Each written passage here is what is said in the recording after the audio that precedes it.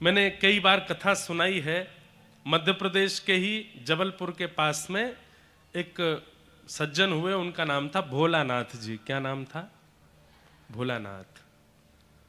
वही कालांतर में बाद में उनका नाम हमारे वृंदावन में पड़ गया भोरी सखी। क्या पड़ गया?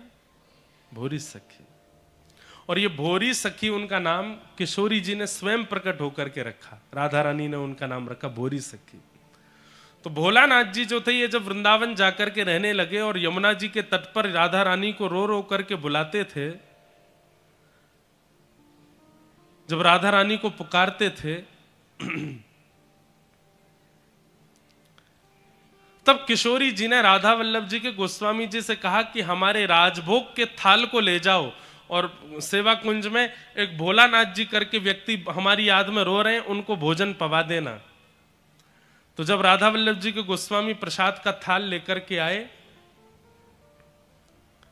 तो भोलानाथ जी प्रसाद का थाल देख करके और जोर से रोने लगे। तो पुजारी जी बोले, अरे ये तो सौभाग्य की बात है कि किशोरी जी चिंता करके तुम्हारे लिए प्रसाद भिजवा रही हैं और तुम और रो रहे हो, क्यों?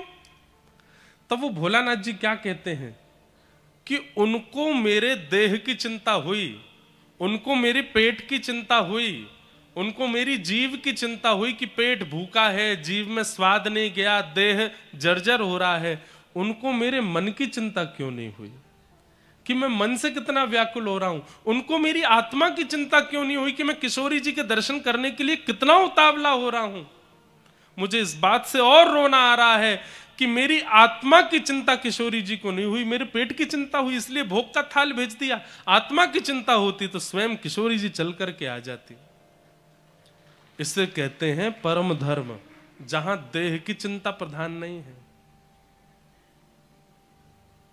आत्मा की चिंता प्रधान है।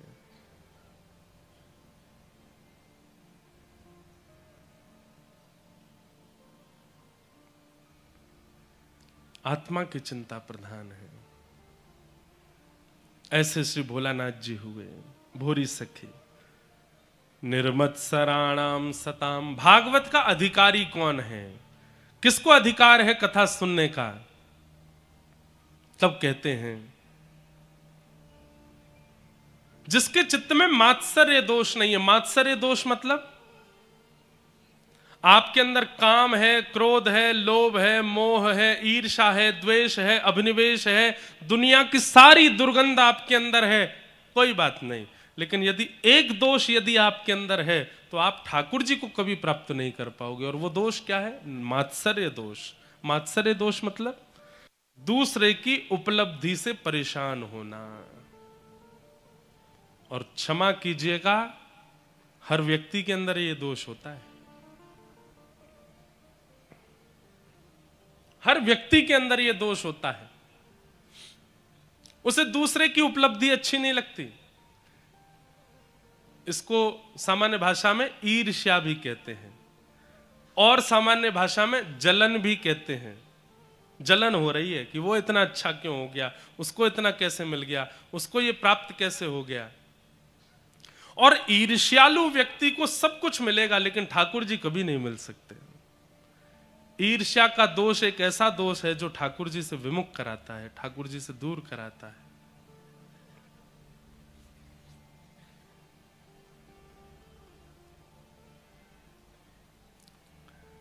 ईर्ष्या का दोष नष्ट किया जाए। निर्मत्सराणाम सताम। बंधुओं क्या करें, कैसे ईर्ष्या जावे? कथा सुनो। और मैं तो कहता हूं पहले दिन की कथा सुनो। जिसकी ईर्ष्या होती है चित्त में, उन सब का चिंतन कर लो। अभी किन किन को देख करके ईर्ष्या होती है, किन की प्रसिद्धि उपलब्धि सुनकर के ईर्ष्या होती है। आपका पड़ोसी है, परिवार का है, दूर का संबंधी है, जो भी है उसका चिंतन करो।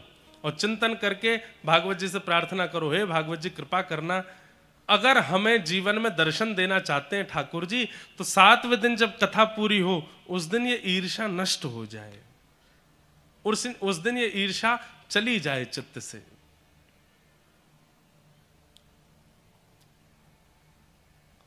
और जब जब ईर्ष्या प्रकट हो उनका फोटो सेव कर लीजिए अपने फोन में, जिनको देख करके ईर्ष्या होती है बार बार देखो। देख के जैसी ईर्ष्या हो जाए तुरंत श्री कृष्ण गोविंद हरे मुरारे, हे नाथ नारायण वासुदेव। ठाकुर जी आपको प्रणाम। इससे ईर्ष्या मेरी खत्म करो। लोगों से कहो इसकी बातें मुझे सुनाओ, इसकी उपलब्धियां मुझे बताओ। और जब लोग कहें ईर्ष्या हो, ईर्ष्या के साथ साथ तुरंत, भाई बुखार आने पर ही पैरासीटामोल ली जाती है। ईर्ष्या हो तुरंत भगवान नाम गाने लग जाओ। 7 दिन के अंदर अगर कथा सुनने के बाद ईर्ष्या नष्ट हो जाए, नाच लीजिएगा। अब ठाकुर जी मिलने वाले हैं आपको, क्योंकि ईर्ष्या चित्त से चली गई है। हमारे ब्रज में गाते हैं, मेरे गिनियो ना अपराध लाडली श्री राधे। मेरे गिनियो ना अपराध लाडली श्री राधे। मेरे गिनियो ना अपराध लाडली श्री राधे।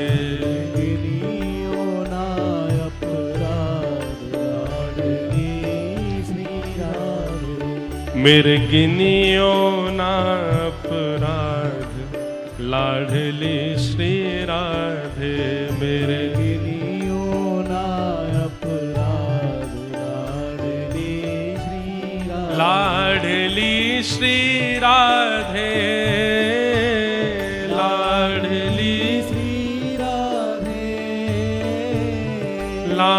लाडली श्री राधे,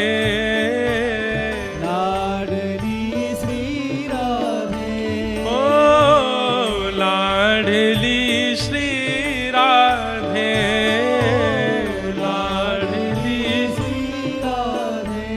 मेरे गिनियो ना जी,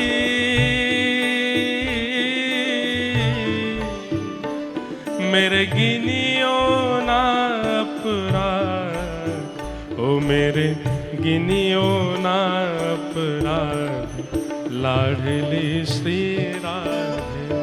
मेरे गिनियो ना अपराध लाडली श्री राधे। ओ मेरे गिनियो ना अपराध लाडली श्री राधे। गिनियो ना अपराध लाडली। स्वीकार करने से, एक बात सुनिएगा, दोष नष्ट कब होता है? स्वीकार करने से दोष नष्ट होता है। आप मान लेंगे कि आप ईर्ष्यालु हैं, आपका ईर्ष्या कम हो जाएगी। आप मान लेंगे कि आपके अंदर क्रोध है, काम है, दोष है, आप उसको दीनता पूर्वक स्वीकार करेंगे तो स्वीकार करने से दोष नष्ट होता है। हम स्वीकार नहीं करते हैं, इसलिए दोष बढ़ता रहता है। हमसे कोई कहते कि भाई तुम्हारे अंदर ईर्ष्या है, हम कहें बिल्कुल नहीं है। अरे तुम उसकी बातें सुन के तुमको जलन होती है, बिल्कुल नहीं होती। तो नहीं स्वीकार करने से दोष और बढ़ता है। सबके सामने स्वीकार करने में अगर लज्जा होती है तो किशोरी जी के सामने स्वीकार करो। यहां बैठा हर व्यक्ति जिसको लगता है कि उसके अंदर दोष है, और जिसको लगता क्या है, इस संसार में कोई व्यक्ति है ही नहीं ऐसा जिसके अंदर कोई दोष ना हो, किशोरी जी के आगे, भागवत जी के इस मंच के सन्मुख बैठ करके आज अपने दोषों को स्वीकार करो और स्वीकार करके उनको नष्ट कर दो। गाइए, मेरे गिनियो ना अपराध लाडली श्री राधे। मेरे गिनियो ना अपराध लाडली श्री राधे। ओ माना के मैं पतित बहुत हूँ, माना के मैं पतित बहुत हूँ, माना के मैं पतित बहुत हूँ, माना के मैं पतित बहुत हूँ। ओ माना के मैं पतित बहुत हूँ, माना के मैं पतित बहुत हूँ। हाँ, माना के मैं पतित बहुत हूँ, माना के मैं पतित बहुत हूँ। ऊपर पतित पावन तेरो नाम, ऊपर पतित पावन तेरो नाम लाडली श्री राधे। पर पतित पावन तेरो नाम लाडली श्री राधे।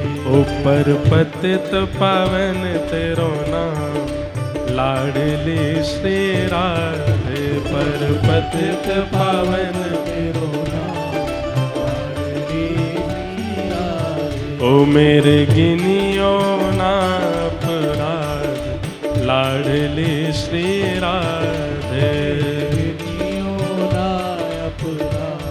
गाइए लाडली श्री राधे लाडली श्री राधे।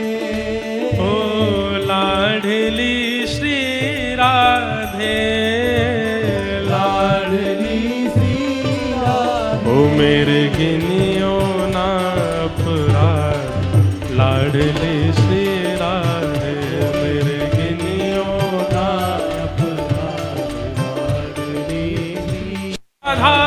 रमण लाल की करताल बजा के गाओ।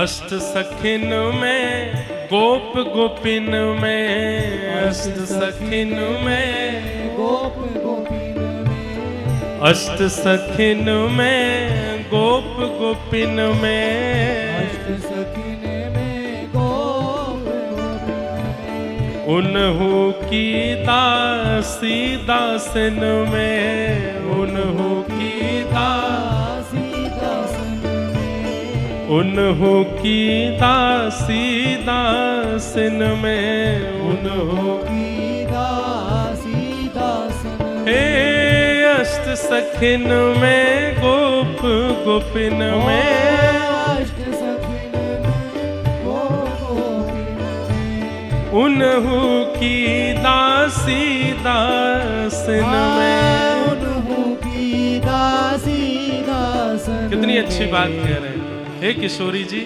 या तो अष्ट सखियों में या गोप गोपियों में, और अगर इनमें नहीं हो सके तो उनके जो दास दासियां हैं उनमें कहीं लिख ली जो मेरो नाम कहीं लिख ली जो मेरो नाम लाडली श्री राधे कहीं लिख ली जो मेरो नाम लाडली श्री राधे। ओ कहीं लिख ली जो मेरो नाम लाडली श्री राधे लिख ली जो मेरो नाम लाडली श्री राधे। लाडली श्री राधे लाडली श्री राधे ओ लाडली श्री राधे ओ लाडली श्री राधे। ओ मेरे गिनियो ना अपराध लाडली श्री राधे मेरे गिनियो ना अपराध लाडली श्री राधे ओ मेरे गिनियो ना अपराध लाडली श्री राधे। गिनियो ना अपराध और लाडली श्री राधे।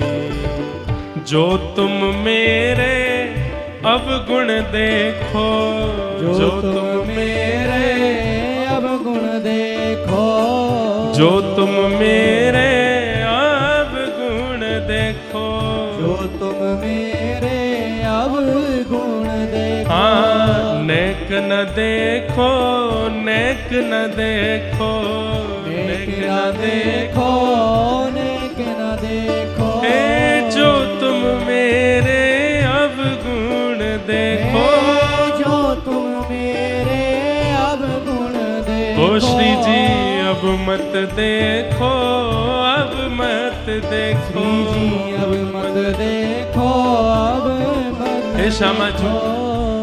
आप तो वैसे अवगुण नहीं देखती हैं, और इसका क्या प्रमाण है कीर्तन के बाद बताऊंगा कि किशोरी जी अवगुण नहीं देखती हैं। पर हम तो प्रार्थना कर ही सकते हैं, हे श्यामा जी हमने बहुत गलत किया है, आप कृपा करके मेरे अवगुणों को मत देखना। क्यों? हो क्योंकि इनका ना कोई हिसाब, क्योंकि इनका ना कोई हिसाब, ओ अब इनका ना कोई हिसाब, अब इनका ना कोई हिसाब। लाडली श्री राधे अब इनका ना कोई हिसाब, लाडली श्री राधे। ओ मेरे गिनियो ना अपराध, लाडली श्री राधे। गिनियो ना अपराध, लाडली श्री राधे। लाडली श्री राधे, लाडली श्री राधे, ओ लाडली श्री राधे, लाडली श्री राधे, लाडली श्री राधे, लाडली श्री राधे। ओ मेरे गिनियो, ओ मेरे गिनियो, ओ मेरे गिनियो ना अपराध, लाडली श्री राधे। गिनियो ना अपराध, लाडली श्री राधे। ओ मेरे गिनियो ना अपराध, लाडली श्री राधे। गिनियो ना अपराध, लाडली श्री राधे। राधे राधे गोविंद राधे, राधे राधे राधे गोविंद राधे। भजो राधे राधे राधे गोविंद राधे, राधे राधे राधे गोविंद राधे। हे गोविंद राधे गोपाल राधे, गोविंद राधे गोपाल राधे। हे गोविंद राधे गोपाल राधे, गोविंद राधे गोपाल राधे। हे गोपाल राधे, गोपाल राधे। हे गोविंद राधे, गोविंद राधे। हे गोपाल राधे, गोपाल राधे। हे गोविंद राधे, गोविंद राधे। हे गोपाल राधे, गोपाल राधे। गोविंद राधे, गोविंद राधे। हे गोपाल राधे, गोपाल राधे। हे गोविंद राधे, गोविंद राधे। हे गोपाल राधे, गोपाल राधे। हे गोविंद राधे, गोविंद राधे। मेरे गिनियो ना अपराध, लाडली श्री राधे। गिनियो ना अपराध, लाडली श्री राधे। ओ मेरे गिनियो ना अपराध, लाडली श्री राधे। गिनियो ना अपराध, लाडली श्री राधे। ओ मेरे गिनियो ना अपराध, लाडली श्री राधे।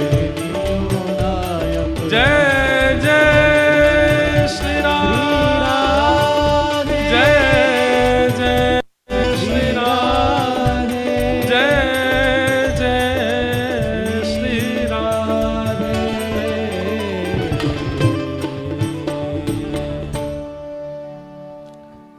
माना के मैं पतित बहुत हूँ, माना के मैं पतित बहुत हूँ, पर पतित पावन तेरो नाम, लाडली श्री राधे। पर पतित पावन तेरो नाम, लाडली श्री राधे। एक बात कहें बंधुओं, इस संसार में बहुत बुरा कोई नहीं होता। इस संसार में बहुत बुरा कोई नहीं होता। बस एक बात है कि आप थोड़े कम बुरे हो, इसलिए कोई ज्यादा आपको ज्यादा बुरा लगता है। बुरे सब होते हैं। संसार में बहुत बुरा कोई नहीं है, बस आप थोड़े कम बुरे हो। इसलिए आपको वो ज्यादा लग रहा है। बुरे सब होते हैं। अच्छाई की बात करी जाए तो इस संसार में कोई बहुत अच्छा नहीं होता। आप थोड़े अच्छे हो इसलिए आपको सब बहुत अच्छे लगते हैं। ये बात अगर कोई शेर व शायरी लिखने वाला होगा तो इस पर कुछ बना देगा कि संसार में कोई बहुत बुरा नहीं होता, पर आप थोड़े कम बुरे हो इसलिए आपको कोई ज्यादा बुरा लग रहा है। और संसार में कोई बहुत अच्छा नहीं होता, बस आप थोड़े अच्छे हो इसलिए सब आपको बहुत अच्छे लगते हैं। संसार में 50-50 का रेशियो चलता है। सब अच्छे भी हैं बुरे भी हैं, सबके अंदर सारी गुण हैं। तो फिर क्या होता है? बस गुरु कृपा किसी किसी पर अधिक हो जाती है, गुरु कृपा किसी किसी पर विशेष हो जाती है, तो वो व्यक्ति इस अच्छे बुरे के दौर में भगवान का हो जाता है। और ठाकुर जी का हो जाना ही एक विशेष बात है। बुरे भी ठाकुर जी के हो जाते हैं, अच्छे भी ठाकुर जी के होते हैं, बस वो ठाकुर जी का होना किसी गुरु कृपा से ही होता है। अगर देखा जाए तो इस कलिकाल में रावण से भी बुरे लोग हैं। देखा जाए तो कंस से भी बुरे लोग आज की डेट में हैं। उस समय पर कंस ज्यादा बुरा था, उस समय पर रावण ज्यादा बुरा था, पर कंस और रावण से भी ज्यादा बुरे लोग आज हैं संसार में। तो इसलिए किसी के अवगुणों को देख करके बहुत जल्दी विचलित मत हो जाओ। लोग ऐसे भी होते हैं, अरे भाई ये संसार है, यहां सब प्रकार के लोग हैं। विवाह जब होता है तो विवाह के बाद में जो जीवन संगी जीवन में आया उसके साथ हम रह क्यों नहीं पाते? क्योंकि विवाह से पहले उसने सब अपना अच्छा ही अच्छा बताया, उसने सब अच्छा ही अच्छा दिखाया, और फिर जब उसके अवगुण दिखने लगते हैं तो फिर आप विचलित हो जाते हो, अरे ये तो नहीं बताया था। इसलिए हमारी प्रार्थना, जिनके विवाह नहीं हुए या होने वाले हैं, अपने होने वाले जीवन संगी के पहले अवगुण जान लीजिए।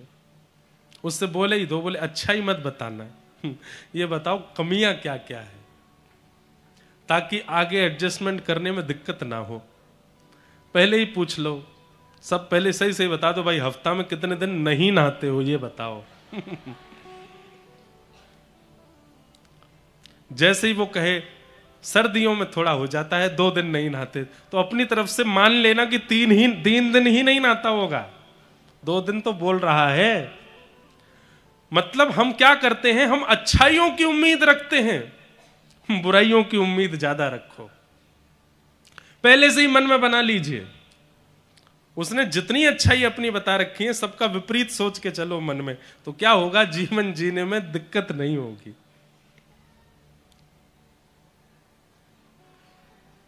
अधम संसार में हर व्यक्ति है, बस कुछ ज्यादा अधम है, कुछ कम अधम है, अधम सब है।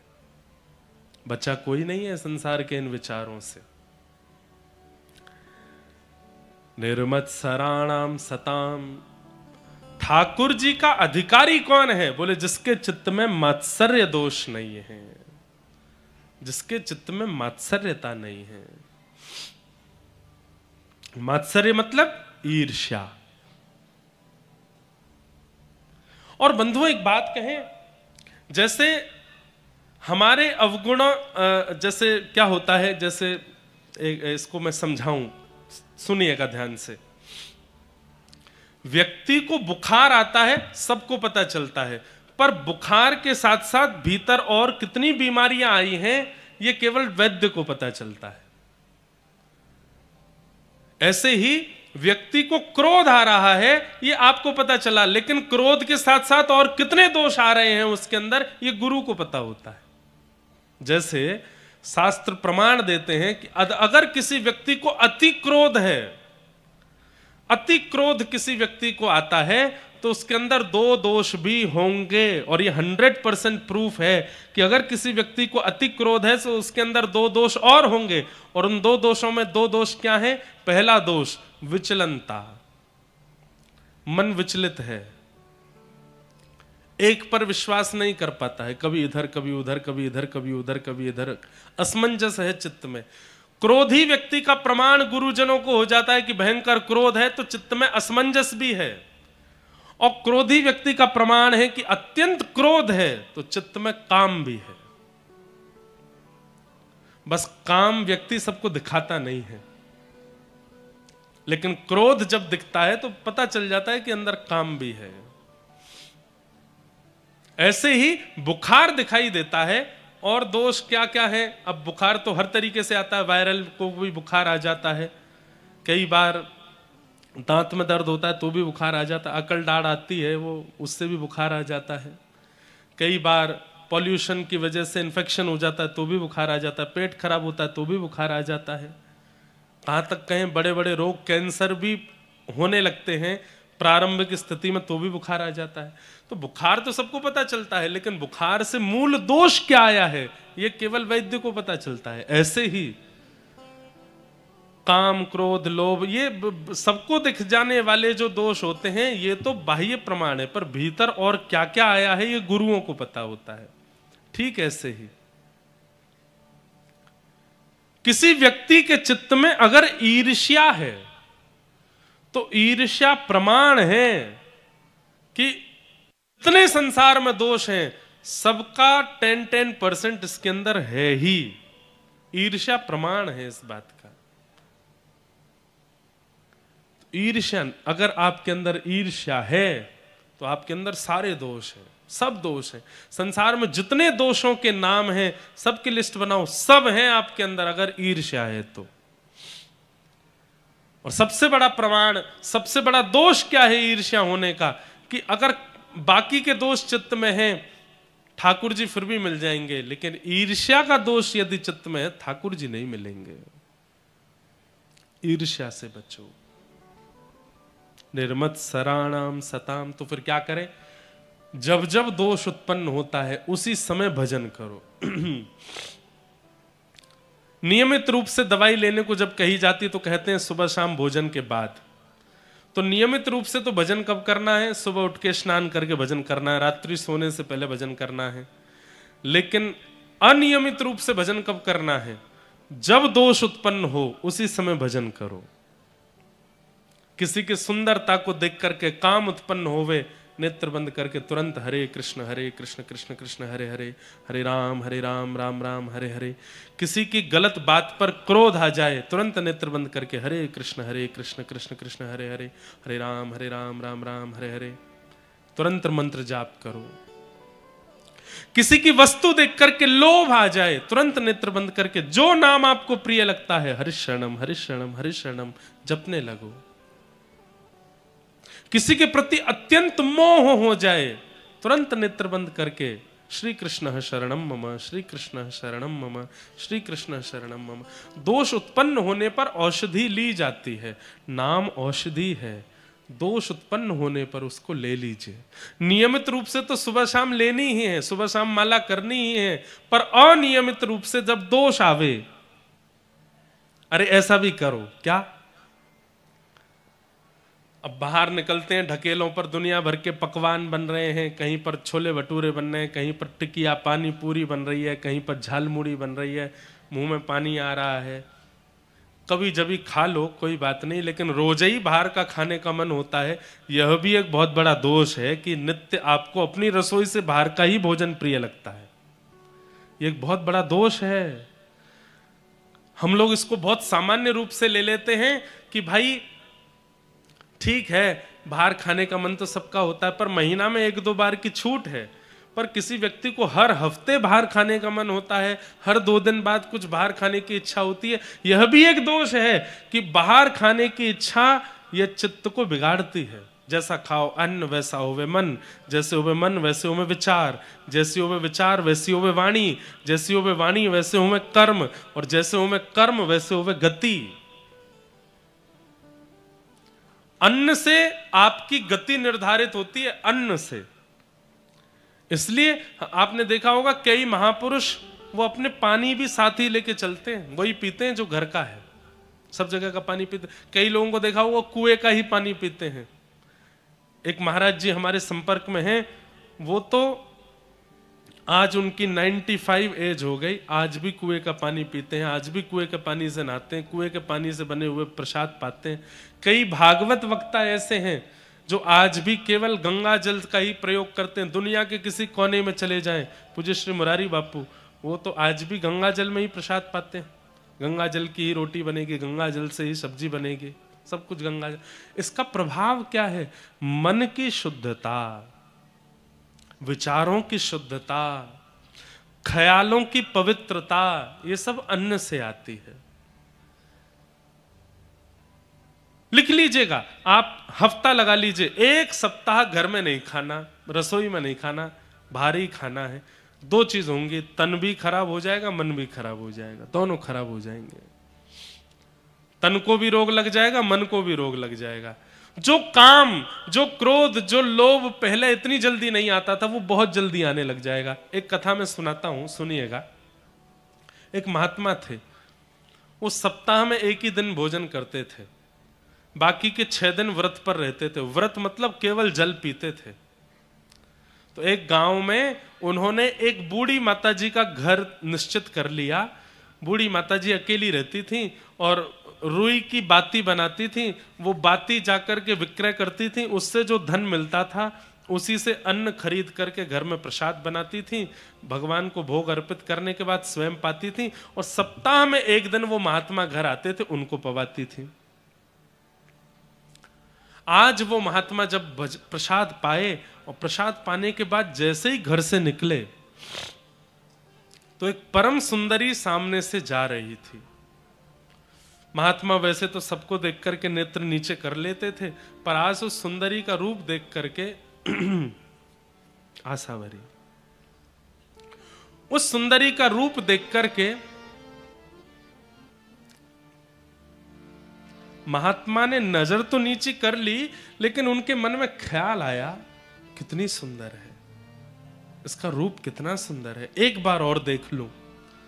और जैसे उन्होंने दोबारा नेत्र उठा करके उसको देखा, अब वो युवती तो चली गई, लेकिन महात्मा सोच में पड़ गए, मेरी आयु 70 की हो गई, पिछले 40 वर्षों से मैं भजन कर रहा हूं, ऐसा पहले कभी नहीं हुआ कि किसी का रूप देख करके मैंने दूसरी बार देखा हो और उसका रूप देख करके मेरे मन में सुंदर है ऐसी भावना उत्पन्न हुई हो।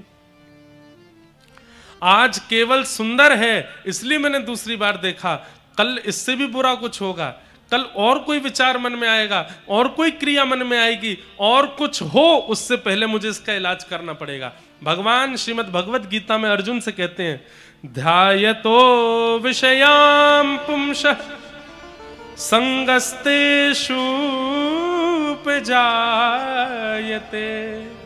संजायते कामः कामः क्रोधोऽभिजायते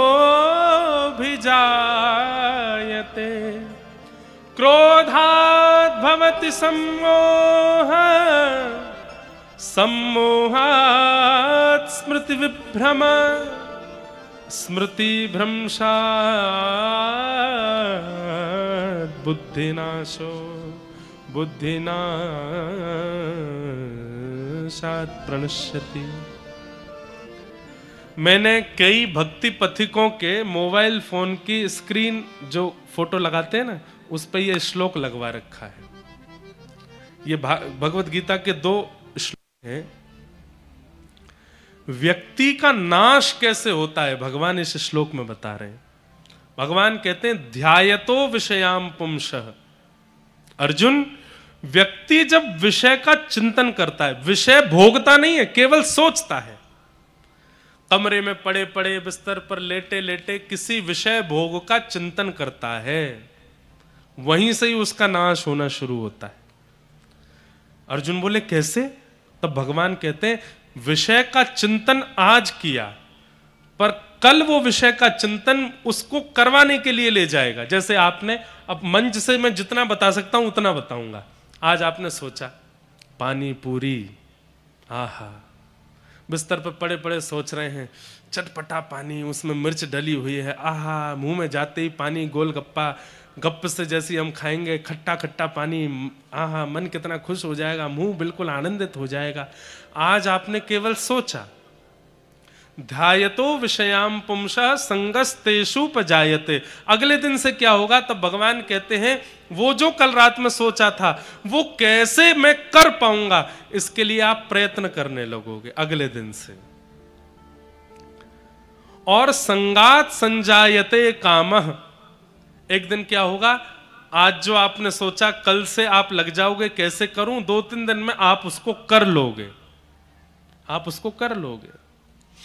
और जैसे ही आप करोगे उससे क्या होगा, आपके चित्त में और कामनाएं प्रकट होने लगेंगी। आपने पानी पूरी का सोचा, 3 दिन के अंदर पानी पूरी जैसे ही आपने अपने मन को दे दी तो मन क्या सोचेगा, अब ये मेरा गुलाम हो गया, मैं इसको जो सोचवाता हूं ये तुरंत सोच करके मुझे दे देता है, अब ये मेरा गुलाम हो गया। अब मन क्या करेगा, उसी रात्रि को कुछ और सोचेगा और उसको प्राप्त करने के लिए आप पर प्रेशर डालेगा। अब आपको चलते फिरते उठते बैठते आपके चित्त में, अब तो इंटरनेट इतना बुरा हो गया है, एक एल्गोरिदम नाम की चीज आती है, उसमें क्या होता है, आप जो बातें करते हो या जिसके बारे में सोचते हो या सोच करके जिसको आप बताओगे, आपने जैसे मान लीजिए सागर की बातें की, आप अपना फोन खोलोगे तो सागर की चीजें दिखने लगेंगी आपको। सागर में ये मंदिर है, सागर में ऐसा तालाब है, सागर की रोड ऐसी है, सागर में कथा हो रही है, सागर में ये हो रहा है। ये अब फोनों में ये नियम शुरू हो गया है, गूगल आपकी बातें सुनता है। आपने टिकिया के बारे में सोचा, पानी पूरी के बारे में किसी से कह दिया पानी पूरी, तो आपका फोन पानी पूरी दिखाने लगेगा आपको। होता है ना कईयों के साथ, वो एल्गोरिदम ऐसा हो गया है फोन का। तो अब क्या होगा, संगात संजायते कामः, आपने जो सोचा 3 दिन में आप उसको कर लोगे। एक बार करने के बाद अब मन कुछ और सोचवाने लगेगा, अब फिर जो आप सोचोगे आपका मन आप पर प्रेशर डालेगा, ये भी मुझे करना है, ये भी मुझे करना है, ये करवा मुझसे। लेकिन आप अपने मन को रोकोगे तो मन क्या करेगा, आपको क्रोध दिलाएगा, आप चिड़चिड़ा जाओगे। कामात क्रोधो विजायते, फिर क्रोध आएगा। क्रोध क्यों आ रहा है, क्योंकि आप कुछ करना चाहते हो, किसी को पाना चाहते हो लेकिन नहीं पा रहे हो, तो क्रोध आएगा। और फिर क्रोध से क्या होगा, तो भवति सम्मोह, क्रोध मोह को जन्म देगा। मोहात स्मृति विभ्रम, मोह से क्या होगा, बोले बुद्धि विभ्रम हो जाएगी, भ्रमित हो जाएगी। और स्मृति भ्रंशात बुद्धि नाश हो, फिर क्या होगा, बुद्धि का नाश होगा। और जैसे ही बुद्धि का नाश होगा, सब पता है आपको अच्छा क्या है, गलत क्या है, सही क्या है, गलत क्या है, ये अच्छा है, ये बुरा है, सब पता होगा, लेकिन फिर भी आप वो करोगे जिससे आपका नाश हो। और बुद्धि नाशात प्रश्यति, व्यक्ति का नाश हो जाएगा। इसलिए चिंतन से बचो, बुरे चिंतन से। एकांत में जब भी होते हो उस समय प्रयास करो कि कोई दूषित संसारी चिंतन आपको छेड़े ना, क्योंकि चिंतन ही आपके जीवन का नाश करता है, आपको पता नहीं चलता। इसलिए एकांत में भी व्यस्त रखो स्वयं को, कुछ ना कुछ करते रहो, भागवत जी का कुछ श्रवण करते रहो, भागवत जी का कोई एक अध्याय पाठ कर लो, रामायण जी पढ़ लो, गीता जी पढ़। एकांत मन को रहने मत दीजिए। आप जैसे ही मन को एकांतिक करोगे तुरंत मन में कोई विकार उत्पन्न होगा। तो वो महात्मा आज उन्होंने प्रसाद पाया, प्रसाद पाने के बाद उन्होंने कहा कि 40 साल मुझे भजन करते हो गए, किसी की सुंदरता देख के दोबारा देखने की इच्छा तो मेरे मन में प्रकट नहीं हुई, कुछ तो गड़बड़ हुआ है। लौट करके माँ के पास गए, बोले माँ मैं सप्ताह में 1 दिन आपकी कुटिया प्रसाद पाने आता हूँ, इतने साल से पा रहा हूँ, आज तक ऐसा नहीं हुआ, आज कुछ विचित्र हुआ मेरे साथ, आपने भोजन में कुछ अलग डाला था क्या? माँ बोली नहीं, आप हर समय तोरई की सब्जी और 1 रोटी खाते, मैं वही बनाई थी। कुछ नमक ज्यादा या नींबू ज्यादा या कुछ और व्यंजन मिलाया था क्या? बोले कुछ भी नहीं किया। फिर मेरे मन में ये विकार कैसे आया? आप जहां से सब्जी खरीदती हैं वहीं से लाई थी। बोले सब कुछ बिल्कुल वैसा ही था जैसा 40 सालों से है, तो फिर आज परिवर्तन चित्त में क्यों आया मेरे? तब मां ने थोड़ा विचार किया और सोच के बताया, महात्मा एक बात इस बार नई हुई थी। बोले क्या? बोले मैं रुई की बाती बनाती हूं, बाती बना करके बाजार में बेचती हूं, उससे जो धन मिलता उससे मैं रसोई का सामान लाती हूं। पर इस बार एक बात हुई थी क्या कि मैं जब रुई की बाती बना रही थी तो जिस प्रकाश में, दिए के प्रकाश में बैठ कर के बाती बना रही थी, वो दिया बुझ गया था, उसका तेल खत्म हो गया था। थोड़ी सी रुई बची थी, तो थोड़ी सी रुई बचने, उसके लिए मैंने सोचा रात्रि हो गई है, अब मैं और तेल डाल के दिया क्या जलाऊं। आंगन में पड़ोसी की खिड़की पर दिया जला है, उसका प्रकाश आ रहा है, थोड़ी देर इसमें बैठ के बना लेती हूं। पड़ोसी के आंगन से आने वाले प्रकाश में बैठ करके मैंने दिया बनाए। महात्मा बोले पड़ोसी कौन है, इसके यहां धन कहां से आता है? बोले पड़ोसी मैंने सुना है कि उसकी पत्नी बच्चे यहां रहते हैं, आदमी तो बाहर ही रहता है। क्यों? वो डाकू है, वो जगह जगह जाके चोरी चकारी करता है, उससे जो धन मिलता है उसी से उसका घर चलता है, महीना 2 महीना में एक बार आता है। महात्मा समझ गए, चोरी से कमाए गए धन से तेल खरीदा जाता है, उस तेल से दिया जलाया जाता है, उस तेल के दिया के प्रकाश में बैठ के आपने बाती बनाई और उस बाती को जाकर के बाजार में बेचा, उससे जो धन कमाया उससे सब्जी खरीद के आपने सिद्ध करके मुझे पवाई और मेरे मन में विकार आ गया। सोचिए, हम बच पा रहे होंगे कहीं भी? जहां इतना सा भाव चित्त में विकार ला सकता है, तो हम तो आए दिन कुछ ना कुछ गलत कर रहे हैं, हम बच पा रहे होंगे? इसलिए अपने आप को दूध का धुला ना समझा जाए, ना अपने आप को दूध का धुला बहुत माना जाए। सबको पता है और सब जानते हैं कि संसार में विकार युक्त सब हैं, बस जितना हो सके प्रयास करो कि हम बचें विकारों से और विचारों से। कैसे बचा जा सकता है? 24 घंटा ठाकुर जी को देना प्रारंभ कर दो। कृष्ण मन कृष्ण तन कृष्ण ही हमारो धन। आज सुबह सुबह एक पंक्ति में पढ़ रहा था, किन की पंक्ति है मुझे नहीं पता, पर ये पंक्तियां बहुत सुंदर थी। वो 2 ही लाइन थी उसमें, तो मैं लिख के लाया कि अगर मन हुआ तो गाएंगे। अरे मन समल समल पग धरिए, अरे मन संभल संभल पग धरिए। इस जग में नहीं अपना कोई, इस जग में नहीं अपना कोई।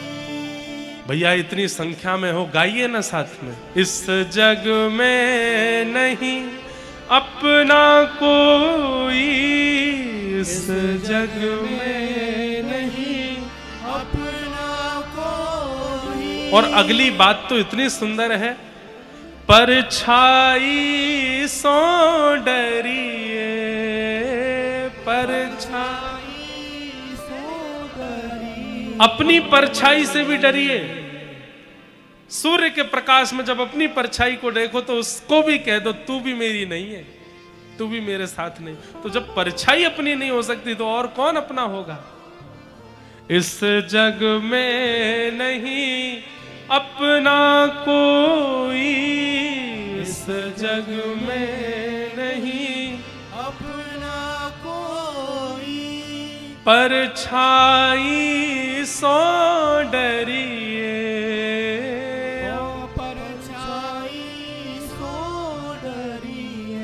अरे मन संभल संभल पग धरिए, अरे मन संभल संभल पग धरिए। दौलत शौहरत कुटुंब कबीला, दौलत शौहरत कुटुंब कबीला।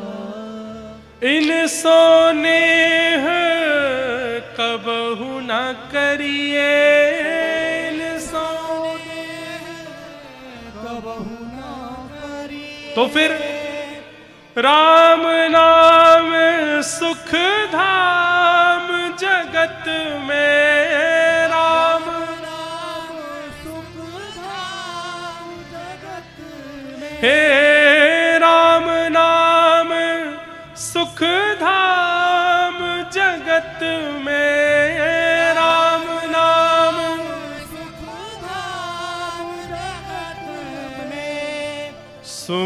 सुमिर भव तरिए रे मन, समल समल पग धरी रे मन, समल समल राम नाम सुख धाम जगत में, राम नाम धाम जगत में, सुमिर सुमिर भव तरिए, सुमिर सुमिर भव तरिए अरे मन संभल संभल पग धरिए रे मन, समर समर पग धरिए ओ रे मन संभल संभल पग धरिए रे मन, समर समर पग धरिए। इस जग में नहीं आप ना कोई, परछाई सो डरिए, अपनी ही परछाई से डरिए, कोई अपना नहीं है इस संसार में। दौलत शौरत कुटुंब कबीला इनसो नेह कबहू नहीं करिए, राम नाम सुख धाम जगत में सुमिरन कर भव तरिए रे मन, संभल संभल पग धरिए रे मन, समर समर। एक बात कहें बंधुओं, रोज पढ़ा कीजिए, कुछ ना कुछ पढ़ा कीजिए, और कुछ ऐसा पढ़िए जो आपको सिखाता हो। मैंने अनुभव किया है, आप दुखी रहना कम हो जाएगा, आपका दुख जीवन में नहीं आएगा ऐसा नहीं है, दुख तो आएगा, पर दुखी होना थोड़ा कम हो जाएगा अगर आप कुछ नित्य पढ़ते हैं तो। हमने कुछ समय से नियम बना लिए, हम रोज पढ़ते हैं कुछ। अब हम तो पढ़ते भी ऐसा है कि जो कुछ ना कुछ सिखाता ही है, ऐसा ही पढ़ना चाहिए। भक्तमाल जी पढ़ो, भागवत जी पढ़ो, रामायण पढ़ो, मानस पढ़ो, कभी किसी भक्त का चरित्र पढ़ो, जीवन गाथा पढ़ो, बहुत समझाता है। संसार की वस्तु पढ़ोगे तो संसार में और कैसे रमना है ये सिखाया जाएगा। किसी भक्त का चरित्र पढ़ोगे या भगवत वार्ताएं पढ़ोगे तो इस संसार से कैसे संभलना है, बचना है, ये सिखाया जाएगा। नित्य पढ़ो। निर्मत्सराणाम सताम, मात्सर्य दोष सबसे बड़ा दोष है, इससे बचने का प्रयास करो। विषय अधिकारी। अब तीसरी बात आती है संबंध। भागवत जी हमारा किससे संबंध कराती हैं? तब कहते हैं वैद्यम वास्तवमत्र वस्तु शिवदम। कथा सुनने के बाद ठाकुर जी से संबंध हो जाता है, ठाकुर जी कोई अपने से लगने लगते हैं। आप संबंध मत बनाइए, आप ठाकुर जी को लाला मत मानो, आप ठाकुर जी को बेटा मत मानो, आप ठाकुर जी को भैया मत मानो। ठाकुर जी को अधिकार दीजिए कि आप जो चाहो वो मुझे मान लीजिए। ठाकुर जी को अधिकार दीजिए, हे नाथ आप जो चाहो उस संबंध में मुझे स्वीकार करो। आज ही ठाकुर जी से कह दो हम आपके कौन हैं, ये आप ही हमें बताओ। देखना ठाकुर जी बताएंगे। और नित्य पूछो ठाकुर जी हम आपके कौन हैं।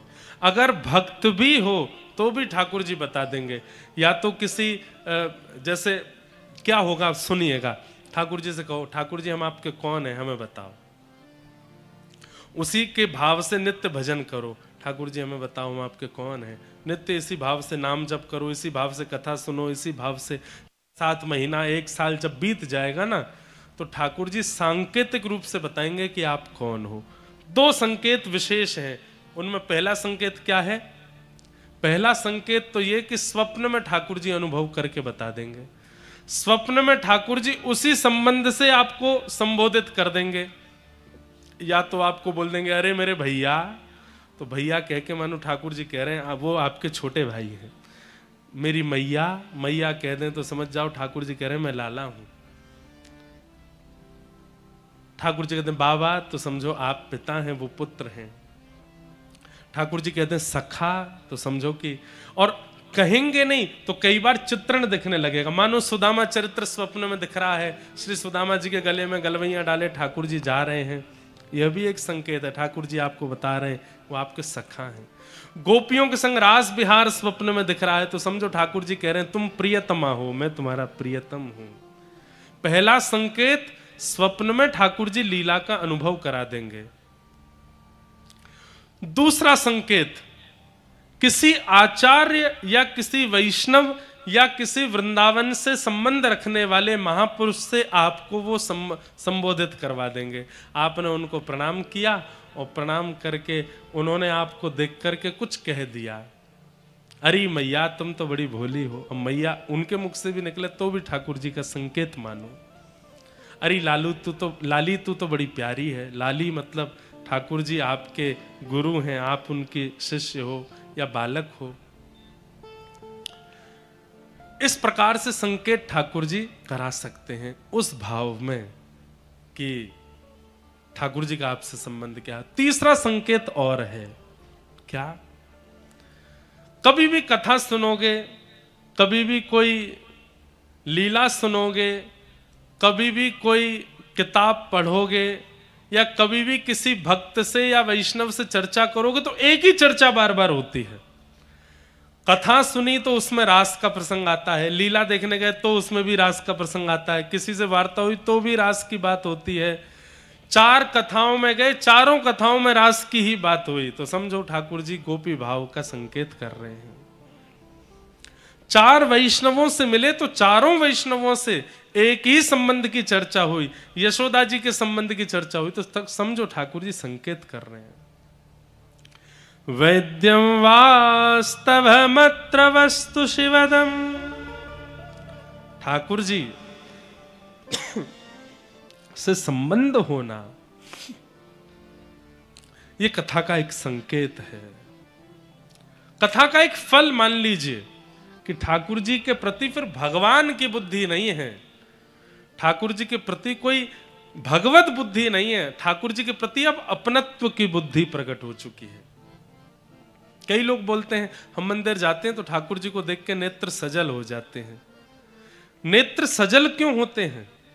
हम कथा सुनने जाते हैं तो नेत्र सजल हो जाते हैं। हम किसी संत महापुरुष के दर्शन करते हैं तो हमारे नेत्र सजल हो जाते, क्यों? नेत्रों से आंसू क्यों आता है? कई जन्मों से बुला रहे हो, कोई तो नाता जरूर होगा। हमारे हृदय का एक स्वरूप है कि वो अति सामीप्यवर्ती का जब दर्शन करता है तभी उसमें भाव प्रकट होता है। हमारा मन ऐसे ही किसी के सन्मुख भाव प्रकट नहीं कराता। अति सामीप्यवर्ती जब सामने आता है या अति हृदय स्पर्शी कोई बात कह देता है तभी उसमें भाव प्रकट होता है, उसमें भावुकता आती है। ठाकुर जी को देख के, ठाकुर जी के जनों को देख के, कथा सुन करके यदि भाव उमड़ रहा है उसमें मतलब ठाकुर जी कोई संकेत कर रहे हैं। आज हमारे मध्य प्रदेश शासन के पूर्व गृह मंत्री श्री नरोत्तम मिश्रा जी पधारे हैं। आपका बहुत बहुत अभिनंदन, बहुत बहुत स्वागत। और आप तो हमारे ब्रज के पास के ही हैं। एक प्रकार से ग्वालियर दतिया जो है ये हमारे ब्रज की सीमा ही है, तो एक प्रकार से हमारे ब्रज के ही हैं। वहाँ ग्वालियर के पास में जो गोहद एक स्थान बताते हैं, ऐसा हमने सुना है कि ठाकुर जी गैया चराने वहाँ तक भी जाते हैं। और दतिया पीताम्बरा मैया जो है ये हमारे लाला की बहन ही है। वैसे तो विंध्यवासिनी मैया को बहन माना जाता है, पर योग माया जो है ये ठाकुर जी की बहन ही है। तो उनके संरक्षण में, उनके आशीर्वादत्व में जो भी निवास करते हैं वो सब ब्रजवासी ही माने जाएंगे। तो आप भी हमारे ब्रज के ही हैं, इस भाव से, इस नाते बहुत बहुत आपका अभिनंदन।